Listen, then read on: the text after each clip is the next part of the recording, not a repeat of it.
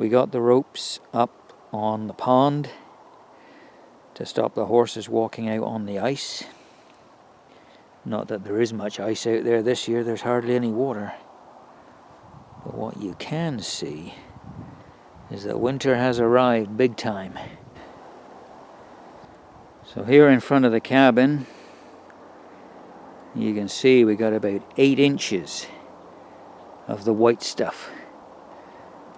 And it's just miserable. Heavy, wet snow. So we've had to start plowing, digging our way out. For many years this was our only machine for moving snow. JCB backhoe, good size front bucket, but only 2-wheel drive. So it can get stuck, but at least with the front bucket and the back bucket you can usually pull yourself or push yourself out of where you were. It's kind of cumbersome, but it works. Now here in front of the camper you can see there's about 3 feet of snow there.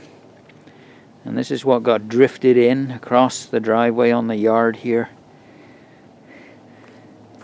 And where the horses eat, they were quite literally up to their knees in snow this morning. Usually I could weasel that out of there with the front bucket on the backhoe, but the trouble is that I've started to put an extra roof over the horses just to keep the rain off their backs when they're eating, or the snow. So you can't get the backhoe underneath there. So this past summer we invested in a bigger skid steer to help clean out and just make life a little easier. So I started clearing the snow this morning with the skid steer, and we push the snow always downhill. Everything is always pushed downhill, and then it ends up in a pile against our south fence where it can melt and drain out into the swamp.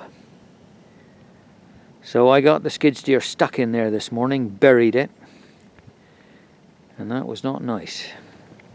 Now those of you who've ever run a skid steer will know that there is not much clearance underneath there.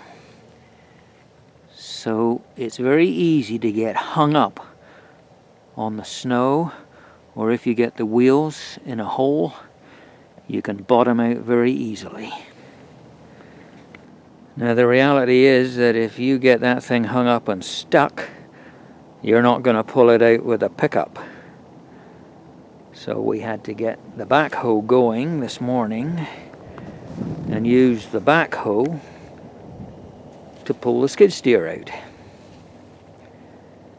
So every solution seems to create another problem. Now when things get really bad, we got a grader sitting there. So never underestimate the arsenal of artillery you can need to survive on the homestead.